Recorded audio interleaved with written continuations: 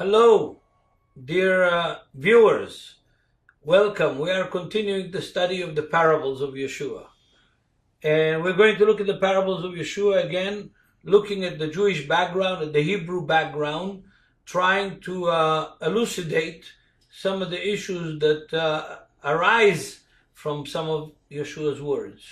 Actually, in most evangelical circles, only 10% of the preaching comes from the four Gospels. Most of the preaching comes from the letters of Paul and the book of Acts. So it's a big privilege for me to be able to open up some of the words of Yeshua and put them back in the Jewish background, the Jewish context that they have. Today we're going to talk about one of the most complex texts in the Gospels. It comes from Matthew chapter 11. And I'm going to start reading from the King James Version from verse 7 to 15. And as they departed, Yeshua began to say unto the multitudes concerning John, "What when you go out into the wilderness to see, what do you see? A reed shaken in the wind? But what when you go out to see a man clothed in soft and fancy raiments?" I am translating a little bit vividly, so to speak. You're not going out to see a man clothed in soft raiments. Those that wear soft raiments and fancy clothing are in the king's houses, in the palaces. But what when you go out to see a prophet? You say unto yourself, is it actually, I say to you, he is more than a prophet. For this is he of whom it is written, behold, I send my messenger before your face, which shall prepare the way before you. Verily I say unto you, among them that are born of a woman, there had not risen a greater one than John the Baptist. Notwithstanding that he is the least of the kingdom of heaven, is the greatest than him. And from the days of John the Baptist until now, the kingdom of heaven suffers violence, and violent take it by force. For all the prophets and the law prophesied until John. And if ye will receive it, this is Elias, which was to come. He that has ears, let him hear. Now this statement here of the violent men catch the kingdom of heaven with violence or by force is a curious statement, because essentially when we think about the kingdom of heaven, what do we think about? Yes and amen, grace and love and hope and all wonderful behavior, anointed by God's mercy. We don't think of kingdom of heaven being taken by violence and violent people taking it. It's against our Christian DNA. Our Christian DNA is to be nice, soft, sweet, pleasant, nothing harsh, nothing strong, nothing violent. Everything should be, yes and amen. And here comes Yeshua. And he brings this whole issue of John the Baptist. And it's in complete agreement, in a concert with the traditional Jewish attitude toward prophecy in Judaism of the Second Temple period, the Judaism of the time of Yeshua. This is not in contradiction to the popular views of his day, of his time, about prophets and prophecy. So let's talk about John the Baptist a minute before we get into the violent people catching the kingdom by violence. Talk about John the Baptist. Why does Yeshua say that he's the greatest of all the prophets? And anybody who's the least in the kingdom of heaven is greater than John the Baptist. How could that be? Well, that's how it is. It's The same with all the prophets. Today we're living in Israel. I'm speaking to you from Jerusalem. We're greater than Isaiah, Jeremiah, Ezekiel, Hosea, Joel, Micah, Amos. We're greater than they are. And you would say to, how could Joseph say such a thing? Well, here we are. We are living out what they prophesied. They saw these things, heard them from the Lord in their imagination, in their spiritual eyes. We are seeing the fulfillment of what these prophets spoke with our own eyes. We are touching it, we're walking it, we're driving it. We are experiencing the return of the exiles that they spoke about personally. We're living it out. So what's greater? The one who imagined it, saw it, it was revealed to him 1,000 years ago, 2,000 years ago, 3,000 years ago, and those of us who are reaping the harvest, the fruit in our own lives, in our own experiences of what these prophets spoke about. So John the Baptist predicted the Messiah, identified the Messiah, but he didn't see the fulfillment of the Messiah's death, burial, and resurrection, which is the good news, which is the gospel. They didn't see that. John didn't see it. The least in the kingdom of heaven can see it. Can see it in the first century, after the resurrection and the ascension of Yeshua, and he can see it today. You can be in Tanzania, in Somalia if you wish, and you can experience what the prophet spoke about.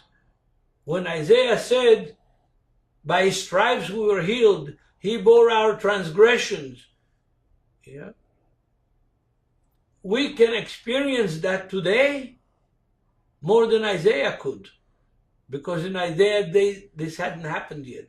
In our days it happened, and we're the beneficiaries of these promises of God. So we are in a greater position, not greater honor, not greater respect, not greater revelation, but greater privilege to experience what the prophet spoke about. That's what I believe Yeshua is talking about when he says that the least in the kingdom of heaven is greater than John the Baptist, greater in the fact that he is able to experience it. But then let's go to the issue of the violent men. I said already in the beginning that it's hard for us to digest this issue. How could the kingdom of heaven be called by violent men in violence? But it's all based on the prophet Micah. Micah, the prophet, in chapter 2, brings us this very interesting teaching that again is based on a kind of paradox. We are people who try to escape paradox, but there's no escape of it, because so much of what Yeshua said and what the Bible teaches is paradoxical. But Micah is bringing the following text. Micah chapter 2. Micah chapter 2, the last verses. Okay, this Bible is a little obstinate. I'm reading from verse 12, chapter 2, verse 12 and 13. I will surely assemble, O Jacob, all of thee. I will surely gather the remnant of Israel. I will put them together as a sheep of Botzrah, as a flock in the midst of its fold. They shall make great noise by reason of the multitude of men. The breaker is come up before them. They have broken up and have passed through the gate and are gone out of it, and their king shall pass before them, and the Lord himself on the head of them leading them. That's the text in Micah. But it's a strange text. What's strange about it? First it says, I will gather them, all of them, put them in the fold, the sheepfold. They will all be there. There will be a great multitude. There will be a great noise from everybody. Wherever there's few Israelis, there's always a great noise. We're not the quietest of all nations. We're certainly not Swiss. But anyway, after he gathers them in, they're all in the fold. The breaker or the violent person, the Hebrew word is haporetz. It's the same word as Yeshua used in the gospel. Haporetz, the ones who breaks through, will come up from them, and they will break through and pass through the gate and go out of the gate. And who is going to be the one who leads them? Their king. The king, God himself, the Lord, will go at the head of them. He will lead them out of the same fold that he gathered them in. By force, by breaking through. And the Hebrew word is the same word here as it is in the Gospel of Matthew, at least in the Delitzsch translation. But I think Delitzsch hit it right. What makes the connection of this is a very interesting rabbinical parable that uses the same text in Micah as the basis of it. God, the king, had many children and many servants. He built many palaces, many houses, gardens, wide open spaces, all of it is beautiful, but he had a problem. The problem of God was that he wanted to know which one of his servants and of his sons is serving him out of fear, and which one of his servants is serving them out of love.